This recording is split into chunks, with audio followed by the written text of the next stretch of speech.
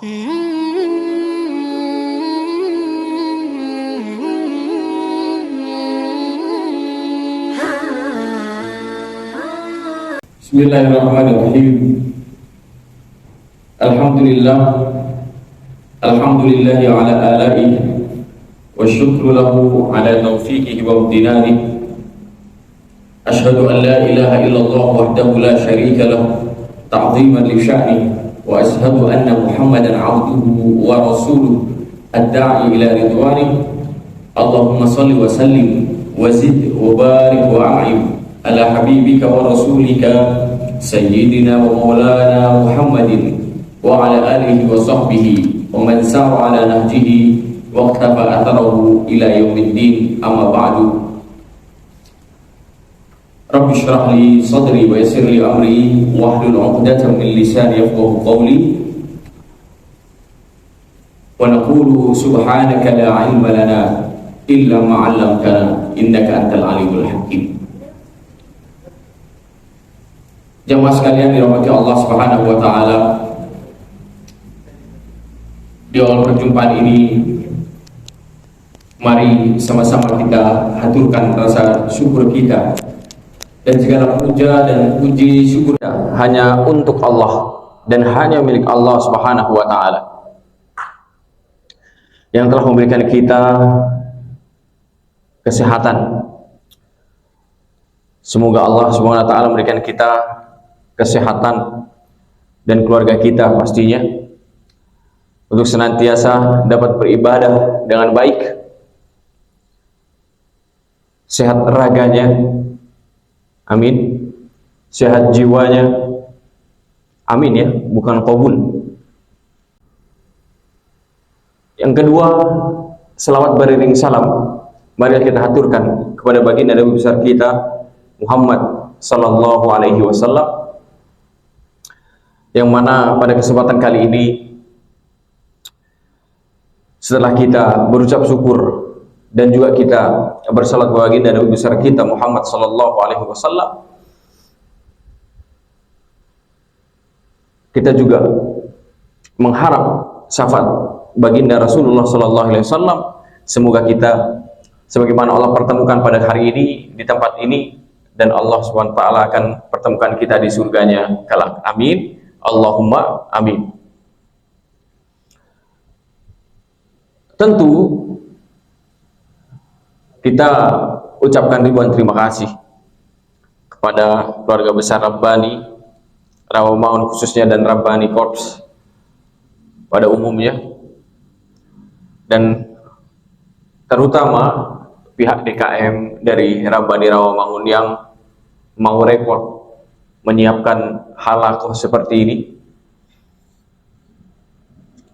dalam upaya pentingnya kita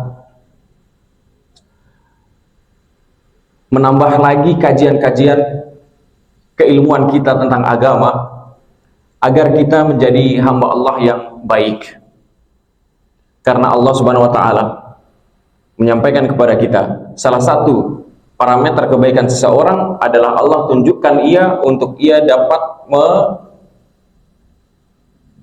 memahami dan memiliki banyak ilmu Al-Quran, ilmu agama, tafaqquh fid din. May yuridillahu bihi khairan yufaqihu fid din. Karena sesungguhnya kita seberapapun kita akan melangkah jauh hidup kita di dunia ini, pada saatnya kita akan kembali kepada Allah Subhanahu wa taala. Jadi nggak usah capek-capek nyari dunia. Insya Allah Subhanahu wa taala Allah akan berikan kita. Jangan seperti orang kafir. Mungkin diantara bapak-bapak atau ibu-ibu yang nggak berkenan, tapi itulah kata Al-Quran. Al-Quran sendiri menyatakan bahwa laqad kafara alladziina qalu innallaha thalithu tsalatsah.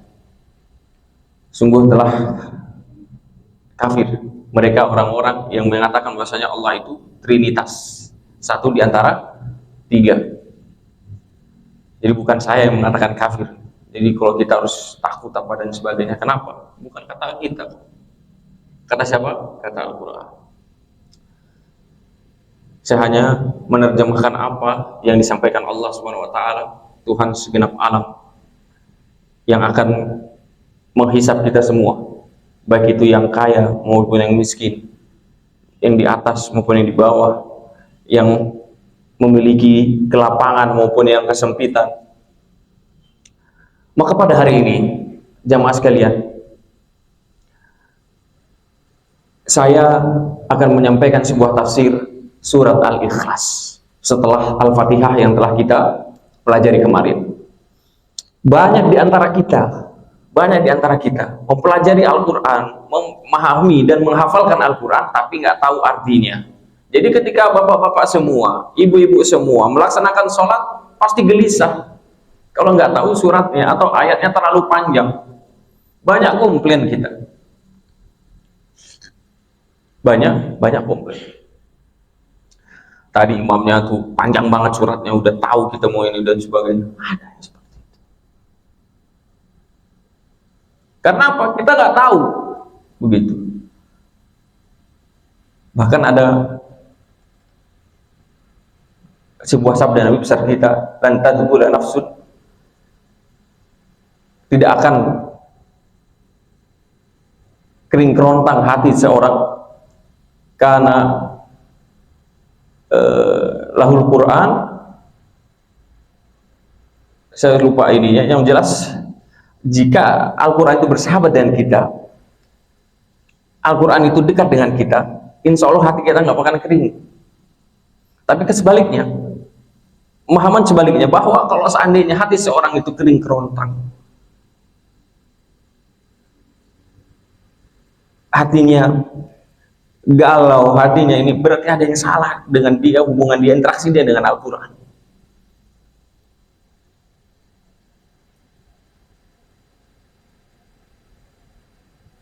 Makanya untuk menjadi hamba Allah yang ikhlas, jadilah semua bapak-bapak dan ibu-ibu yang hadir di sini seperti surat Al-Ikhlas. Surat Al-Ikhlas, ya. Kalau bapak-bapak hafal semua nggak di surat Al-Ikhlas? Ada yang nggak hafal? Hafal ya. Surat Al-Ikhlas kalau kita lihat, ada nggak di dalam surat Al-Ikhlas itu surat namanya atau ayatnya disebutkan Al-Ikhlas? Ada nggak? Qul huwallahul ikhlas gitu misalkan, Allahul ikhlas, lam yakun ikhlas apa dan sebagainya, ada? Ada nggak di ayat itu? Hah? Ada nggak? Qul huwallahu ahad, ya kan? Allahu as-samad, lam yalid wa lam yulad wa lam yakul lahu kufuwan ahad. Katakan wahai Muhammad, bahwasanya Allah itu tunggal, Allah itu esa, tunggal. Yang kedua, Allahus samad, Allah adalah tempat bergantung segala sesuatu, tapi dia tidak menggantungkan apapun kepada siapapun. Lam yalid wa lam yulad, dia tidak beranak dan dia tidak dilahirkan. Walam yakul lahu kufuwan ahad, dan tidak ada satupun tandingan siapapun. Laisa kamitslihi syai' wa huwas samiul basir, tidak ada satupun yang menyerupai dengan Allah Subhanahu wa taala. Ya Allah Maha mengetahui, iya, tapi pengetahuannya tidak seperti pengetahuan kita.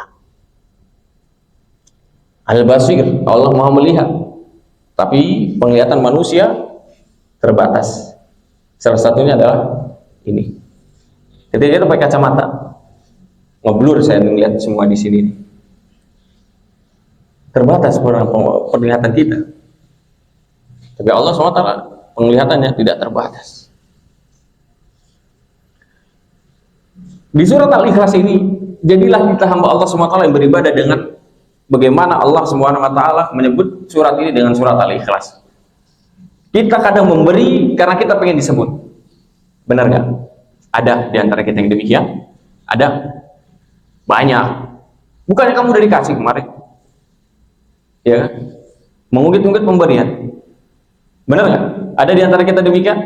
Bahkan orang tua pun demikian. Banyak orang tua yang kepada anaknya mengungkit pemberian. Betul tidak? Kemarin udah dikasih, bukannya kamu udah diberi ini masih mengungkit-ungkit. Makanya kata Al-Quran di sini Al-Ikhlas, ayat yang disebutkan di dalamnya Al-Ikhlas nggak ada. Makanya suratnya Al-Ikhlas. Al-Ikhlas dalam bahasa Arab dari kalimat kholuso. Apa? Kholuso. Kholuso itu artinya adalah murni. Murni. Jadi kalau akhlaso dari ikhlas itu dari akhlaso, dia adalah memurnikan, Kholuso itu adalah air ini murni. Ya, air ini murni. Ketika kita mungkin mendapatinya banyak noda, ya, mungkin tercampur dengan sirup misalkan ya, sirup merah gitu ya, akhirnya dia menjadi bernoda merah, benar ya? Kira-kira kalau kita sirupnya merah jadi hitam nggak kira-kira? Enggak kan? Kalau merah sirupnya sirup merah jadinya, benar ya? Begitu juga ketika kita mengatakan memurnikannya, merah yang tadinya merah menjadi murni seperti ini. Kita murnikan, tadinya berarti yang mungkin ada dalam hati kita, pemberian kita, hati kita yang kotor, dijernihkan oleh Allah SWT dengan surat Al-Ikhlas. Sudah ikhlaskah kita dalam beribadah? Sudah ikhlaskah kita dalam memberi? Sudah ikhlaskah dalam kita mengabdi?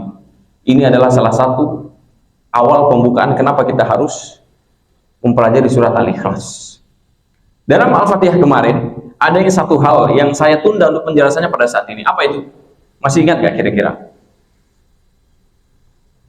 Dalam surat Al-Fatihah kemarin, ya, kita mundur ke belakang.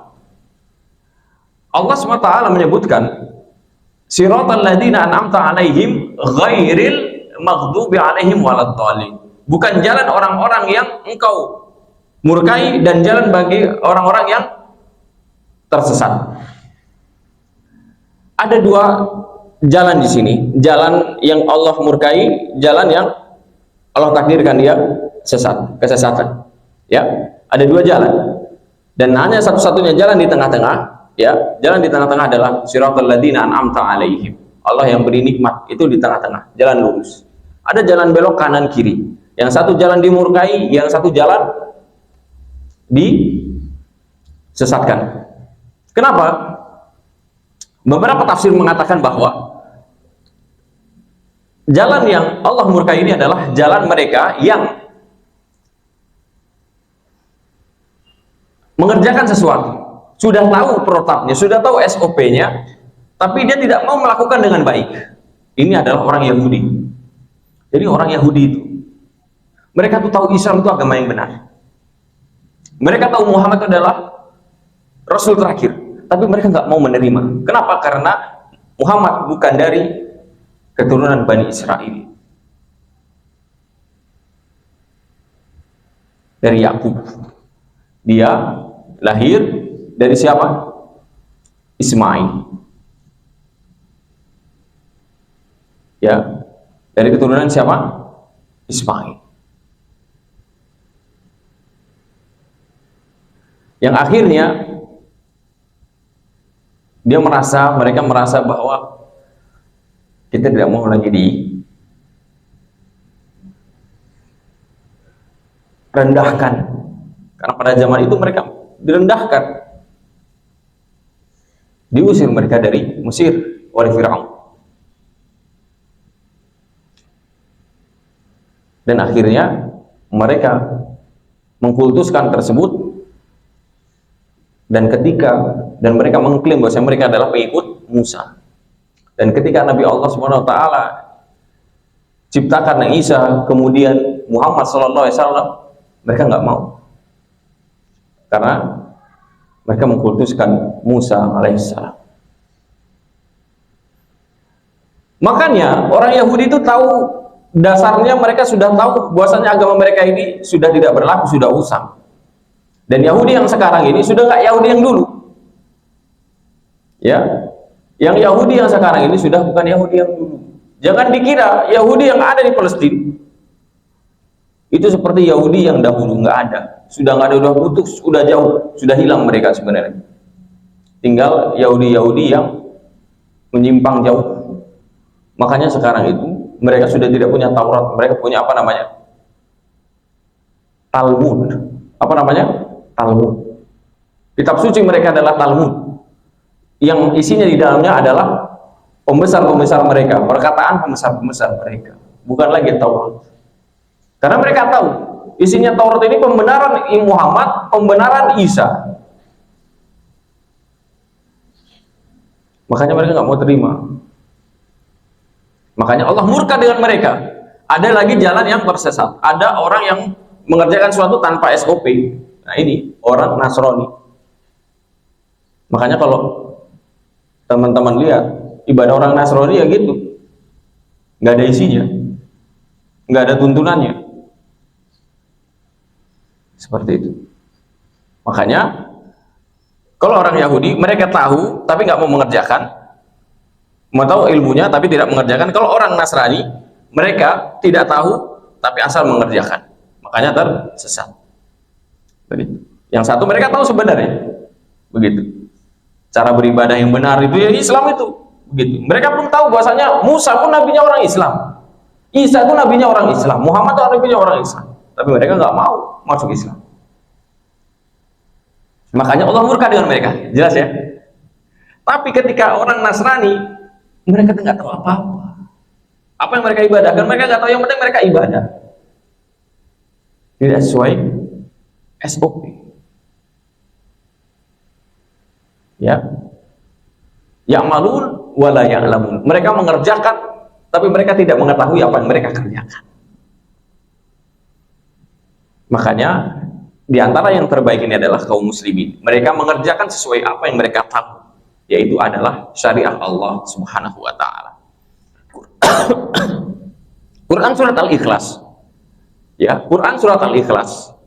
Itu keutamaannya disebutkan dalam hadis Nabi Shallallahu Alaihi Wasallam, ayat jazu ahadukum an yaqra'a thulutsal Quran. Apakah di antara kalian merasa ada yang lemah, keberatan untuk membaca sepertiga Al-Quran? Berat gak kira-kira dalam sehari sepertiga Al-Quran? Sehalaman ini susah, apalagi sepertiga Al-Quran. Nah itu juga para sahabat. Wa ma huwa thulutsul Quran? Apa maksudnya thulutsul Quran? Sepertiga Al-Quran itu qul huwallahu ta'dilu thulutsal Quran. Qul huwallahu ahad tadi adalah seperti kita membaca sepertiga Al-Quran kandungannya. Kenapa? Jadi apakah kalau kita baca Ikhlas 3 kali itu baca Quran penuh?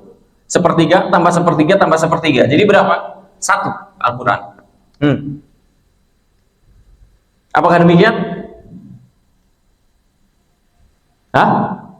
Apakah ketika membaca kita Al-Ikhlas 3 kali, kira-kira berarti kita membaca Al-Quran secara penuh? Seperti itu? Hah? Benar nggak? Bukan. Maksudnya thuluthul Quran, ketahuilah bahwa sepertiga Al-Quran itu Allah menjelaskan di dalamnya adalah sifat-sifat Allah, akidah. Sepertiga selanjutnya adalah apa? Syariah, hukum-hukum. Ya, hukum-hukum syariah. Apa yang boleh, apa yang nggak boleh, bagaimana tata cara sholat, bagaimana tata cara wudhu, waktu-waktu sholat dan sebagainya. Ya, hukum yang kedua. Sepertiga yang ketiga apa itu? Apa kira-kira yang belum saya sebutkan? Kisah-kisah, benar ya? Cerita umat Nabi ini, cerita umat Nabi itu dan sebagainya. Cerita-cerita. Jadi sepertiga adalah sifat-sifat Allah, keimanan, rukun iman. Sepertiga adalah hukum-hukum syariah, dan sepertiga lagi apa? Kisah-kisah, cerita-cerita. Makanya ketika kita membaca Al-Ikhlas, seolah-olah kita membaca sepertiga Al-Quran. Kenapa? Karena kita menyebutkan di dalam Al-Ikhlas adalah sifat-sifat Allah Subhanahu wa ta'ala. Asbabun nuzul. Ya, kita itu belajar dalam Al-Quran juga belajar harus tahu juga asbabun nuzul. Asbabun nuzul itu apa, Pak? Apa asbabun nuzul? Sebab diturunkannya. Ada asbab diturunkan Al-Quran tersebut, ayat tersebut, surat tersebut. Salah satunya adalah Al-Ikhlas ini. Al-Ikhlas ini sebab nuzulnya apa? Ketika itu kaum musyrikin mendatangi Rasulullah sallallahu alaihi wasallam, wahai Muhammad, ya Muhammad, unsub lana rabbak. Ya, dia meyakini orang yang musyrik ini bahwasanya Muhammad ini punya Tuhan sendiri dia. Siapa? Siapa Tuhanmu, wahai Muhammad? Tolong jelaskan sifat-sifat Tuhanmu, ciri-ciri Tuhanmu ini, wahai Muhammad. Ya. Ketika itu juga turunlah Al-Quran. Quran surat Al-Ikhlas ini. Qul huwallahu ahad. Katakanlah wahai Muhammad bahwasanya Allah itu esa, tunggal. Disinilah kita bisa mengambil intisari bahwa di dalam surat Al-Ikhlas ini adalah ciri-ciri Tuhan yang benar. Bisa dipastikan jika ada yang lebih sempurna sifat-sifat dan ciri-ciri syarat menjadi Tuhan di surat Al-Ikhlas ini selain Allah, maka dia tidak akan disembah. Dan tidak ada. Yang pertama, qul huwallahu ahad. Katakan wahai Muhammad, dia adalah Allah yang Maha Esa, tunggal. Apa tunggalnya itu? Tunggalnya itu apa? Ketunggalan Allah SWT apa? Apa kira-kira? Yang pertama, Allah tunggal dalam Allah menciptakan alam semesta. Ada nggak kira-kira Tuhan yang memiliki agama lain yang memiliki Tuhan satu selain Allah, selain Islam? Ada? Kita tahu di agama Nasrani apa agamanya? Kepercayaan mereka ada berapa Tuhan? Hah? Ada berapa Tuhan mereka? Ada 3. Betul?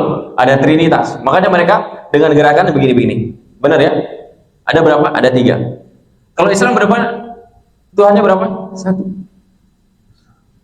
Bayangin, mau bangun aja harus musyawarah 3 orang kan berarti. Benar nggak?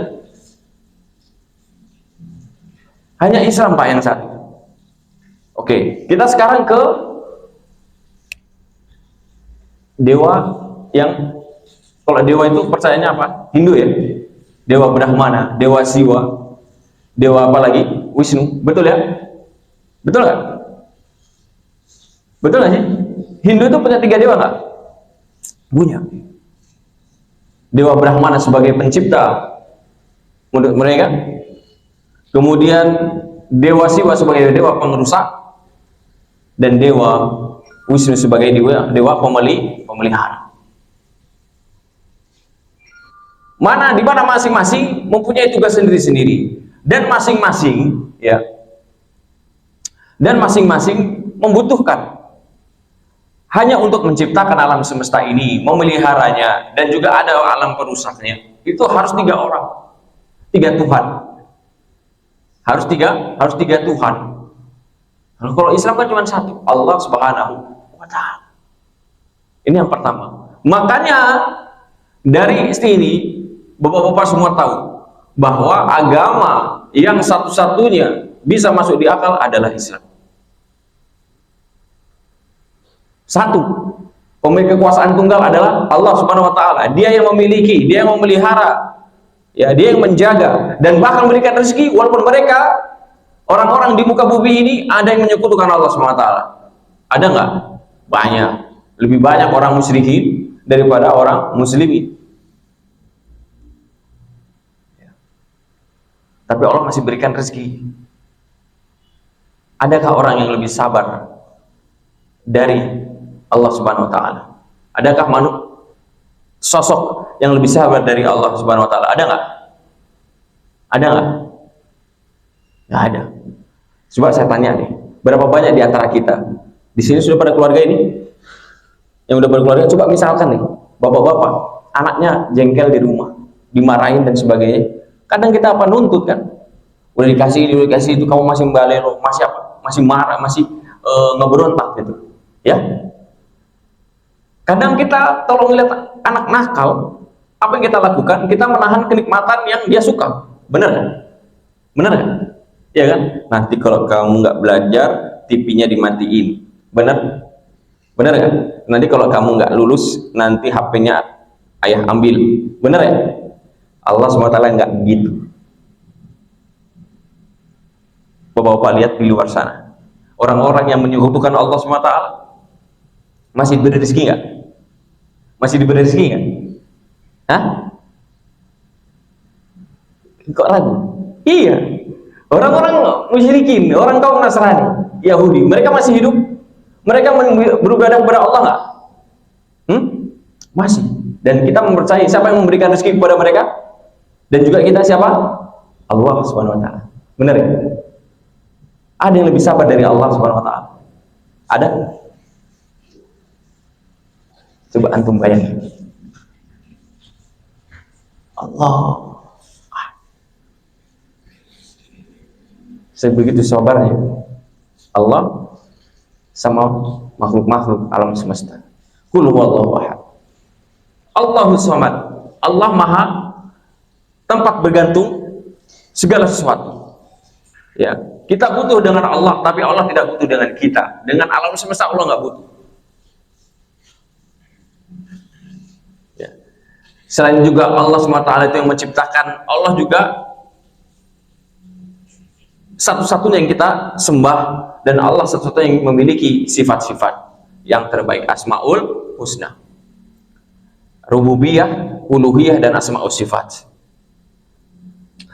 Dan yang kedua tadi adalah Allah adalah maha tempat bergantung segala sesuatu, dan dia tidak bergantung, tidak membutuhkan siapapun. Allahu as-samad. Di sini ciri atau syarat Tuhan yang kedua. Makanya tadi kalau Tuhan ada tiga, makanya masing-masing butuh nggak? Butuh nggak? Dengan kinerja masing-masing butuh nggak? Yang satu butuh yang menciptakan, yang satu butuh yang memelihara, yang satu butuh untuk merusaknya. Benar ya? Dewa perusak, dewa pencipta, dan dewa pemelihara. Betul ya? Berarti masing-masing membutuhkan kinerja, masing-masing membutuhkan tenaga, masing-masing membutuhkan bantuan teman-temannya.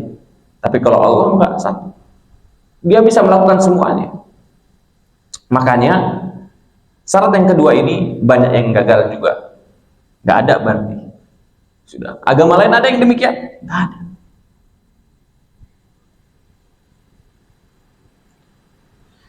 Yang ketiga, qul huwallahu ahad Allahu samad lam yalid wa lam yulad. Allah tidak beranak dan juga Allah tidak dilahirkan. Makanya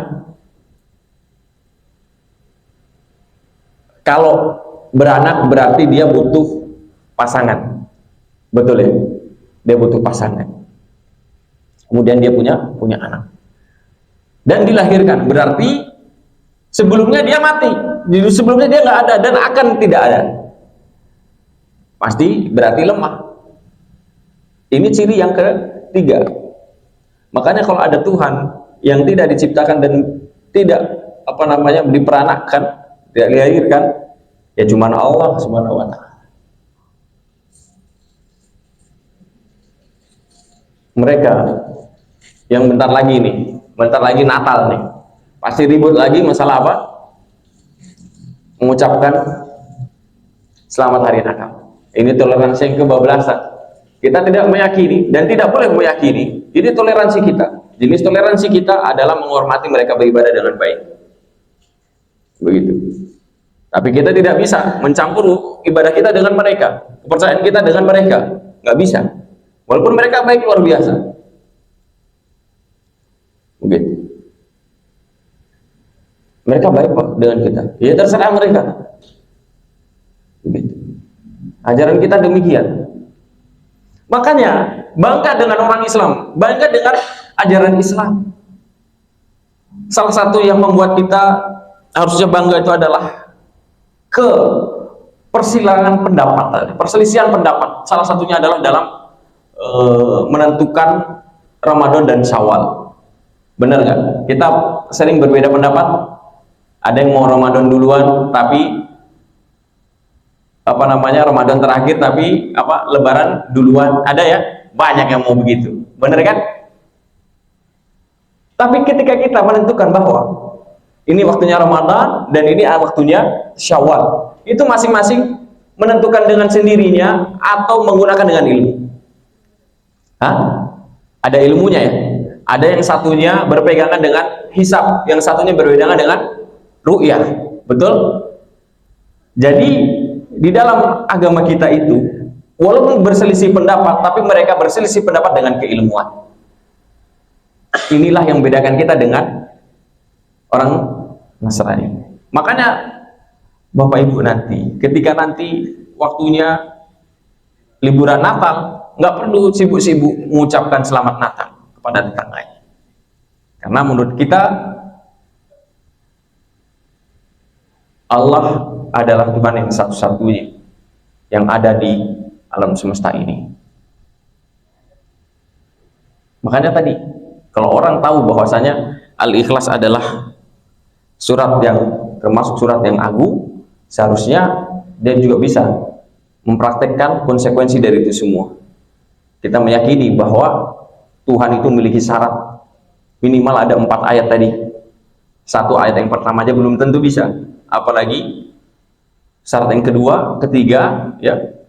Yang keempat, tidak ada tandingan, tidak ada satupun tandingan, tidak ada satupun yang menyerupai Allah Subhanahu wa Ta'ala di alam semesta ini, siapapun, nggak ada. Ya, makanya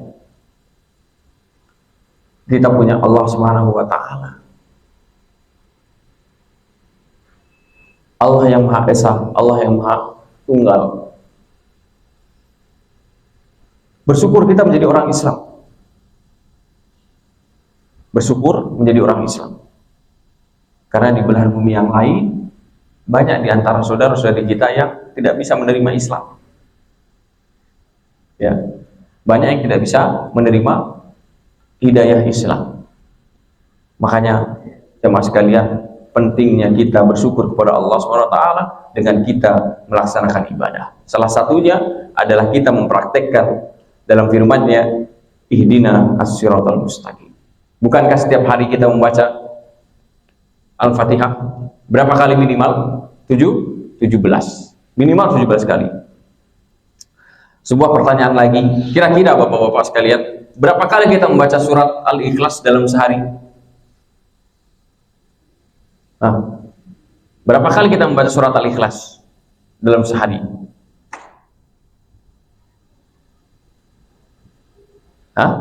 Nggak tahu. Salah satu yang disebutkan adalah ketika kita qobliyah fajar, qobliyah subuh, ya. Salat sunnah, qobliyah subuh, itu kita membaca qul huwallahu ahad 1. Kemudian zikir pagi. Zikir pagi, kita juga diperintahkan untuk membaca qul huwallahu ahad. Benar kan? Kemudian ba'diyah maghrib. Kemudian zikir sore.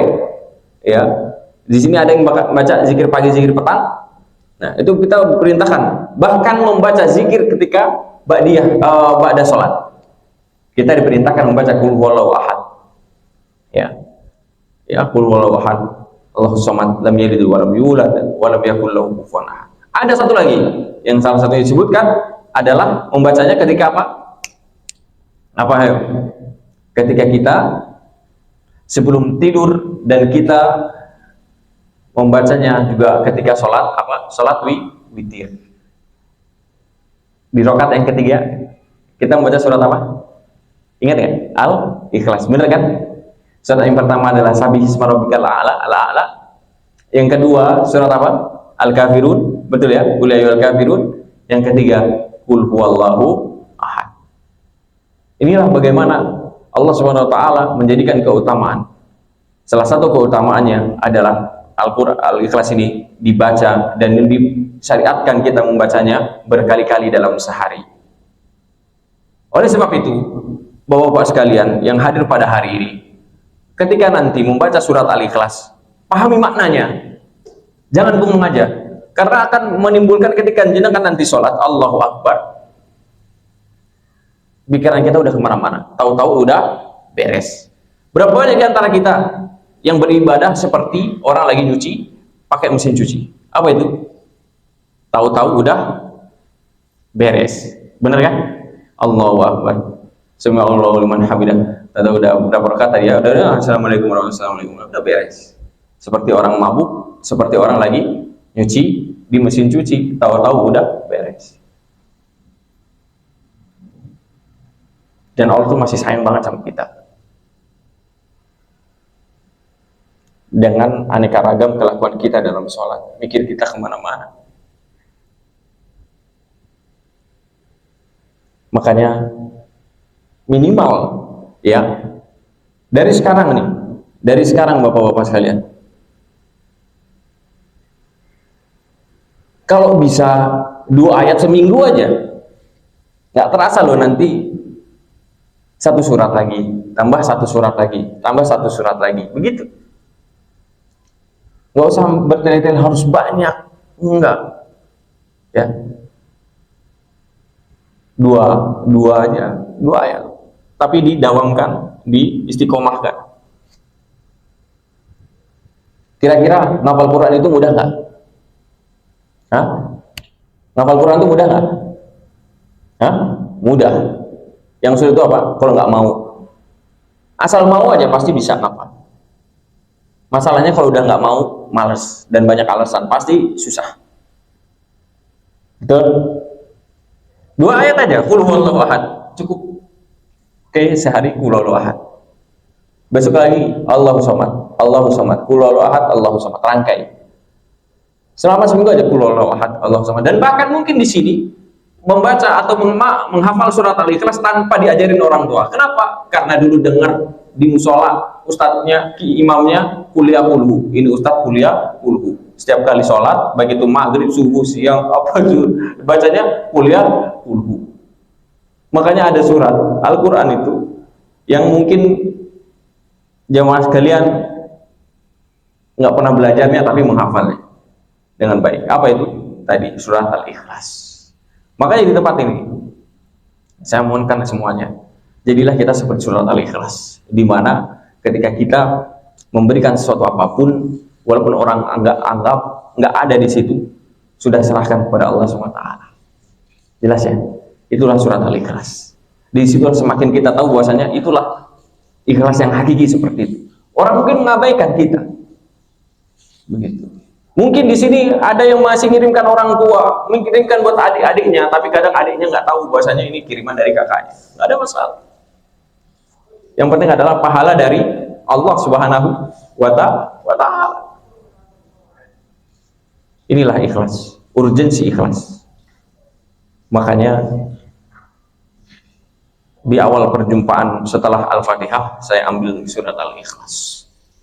Dan ini sangat penting, dan saya yakin Bapak-bapak di sini semua sudah menghafal, dan juga insya Allah pada hari ini semuanya sudah mengerti bahwasanya Al-Ikhlas itu tentang memurnikan ibadah kita hanya untuk Allah Subhanahu wa Ta'ala, memurnikan ketuhanan itu hanya milik Allah Subhanahu wa Ta'ala, tidak ada syarat ketuhanan kecuali hanya milik Allah. Kenapa? Tadi kita sudah selesaikan semua. Tuhan-tuhan agama lain sudah kita pilah-pilah, ternyata tidak ada yang memiliki syarat seperti surat Al-Ikhlas. Kaum musyrikin, mereka pun bingung akhirnya bahwasanya Tuhan kami adalah Tuhan yang esa, Tuhan yang tunggal, tempat bergantung segala sesuatu, tidak melahirkan dan juga dia tidak dilahirkan, lam yalid wa lam yulad, dan yang terakhir tidak ada yang serupa dan tandingan baginya apapun di muka bumi, satu apa. Baiklah jamaah sekalian umat Allah Subhanahu wa Ta'ala, kajian tafsir surat Al-Juz Amma pada hari ini kita cukupkan sekian. Juz Amma adalah surat di dalam juz 30 yang mana termasuk surat-surat Al-Mufassal. Al-Mufassal itu yang terputus-putus, ya, terpecah-pecah gitu ya, fasilah dari kecil-kecil begitu, dipotong kecil-kecil, yang mana dimulai dari surat Al-Hujurat, sejak surat Al-Hujurat sampai ke belakang. Makanya kalau mau menghafal Al-Quran yang mudah, mulai dari yang mudah dulu, dari juz surat Qaf atau surat Al-Hujurat tadi sampai An-Nas, baru nanti ke Sabah Tiwal, 7 surat di depan yang panjang-panjang. Karena ketahuilah bahwa semua surat, hampir semua surat di dalam Al-Quran menyebutkan ayat yang sesuai surat, nama suratnya, ya. Al-Baqarah, Al-Baqarah ada nggak dalam ayatnya disebutkan Al-Baqarah? Innallaha ya'murukum an tadzbahu baqarah. Surat Ali Imran, kenapa dipakai surat Ali Imran? Karena disebutkan ada ayat yang menyebutkan innallaha astafa Adam wa Nuha wa ala Ibrahim wa ala Imran 'alal alamin. Surat Al-Maidah, anzil alaina ma'idatan minas sama, Maidah, ya. Wal An'am wal Harf, ada semua Al-A'raf, Al-Anfal, semua surat-surat hampir ada kecuali salah satunya adalah Al-Ikhlas. Ada juga Al-Fatihah. Al-Ikhlas salah satu surat yang tidak disebutkan salah satu ayatnya bunyi Al-Ikhlas di dalamnya. Ikhlaskan semua amal ibadah kita hanya untuk Allah Subhanahu wa taala. Semoga Allah menerima amal ibadah kita dan berikan kita ilmu yang bermanfaat pada hari ini dan menjadikan hari-hari kita senantiasa menjadi hari yang beruntung. Amin. Allahumma amin. Mohon maaf atas segala kekurangan. Terima kasih banyak atas segala perhatiannya. Billahi taufiq wal hidayah wal ridha wal inayah. Wallahul muwaffiq ila aqwamit thoriq. Saya kira tidak cukup untuk pertanyaan. Ada yang mau bertanya? Kita cukupkan ya, karena sudah hampir jam 1. Kita tutup dengan kafaratul majlis. Subhanakallahumma wa bihamdika asyhadu an la ilaha illa anta astaghfiruka wa atubu ilaik. Assalamualaikum warahmatullahi wabarakatuh.